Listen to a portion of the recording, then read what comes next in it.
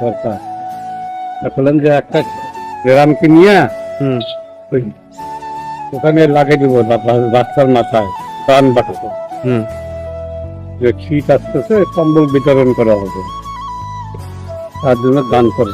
আচ্ছা, কবে সেটা এই উদ্যোগটা কবে নেবেন? এটা নিব কবে সেটা দেখি, এরা গ্রাম কিনে নিতে হবে মাঝে মাঝে নিয়ে ওর মধ্যে আমাদের লেখা থাকছে, হ্যাঁ, ওরা খারাপ করে দেবো এখন। যে আপনারা যা পারেন দিয়ে যান, সে টাকাটা কে পাবে? আমি নেবো, আপনি নেবেন। ব্যবসা নাই কি করবো, আচ্ছা, দান বাঁচবো। আবার যখন ঠান্ডা আসছে তখন সরকার দিবে, হ্যাঁ, ওখান থেকে কারিগরি নিয়ে আর 2-4টা দিলে লেখা গরিব থাকি। এটা কবে করবেন এটা? দেখি আমি কয়েকদিনের মধ্যে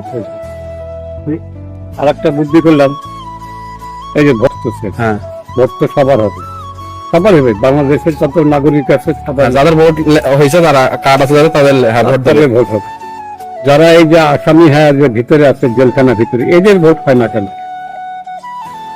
ওরা তো বাংলাদেশের নাগরিক, হ্যাঁ, হ্যাঁ, ওরা তো বাইরের না, না না, হইতে পারে খারাপ তো চারটা ডাকাত ফাকাত। ওদের ভোটটা তো দিলে ওখানে যতগুলো আসামি আছে, ওরা ভোট দিলে কিন্তু একজন হয়ে যায়। যতগুলা জেলখানা আছে বাংলাদেশে, সব জেলখানা যদি সবাই ভোট দেয়,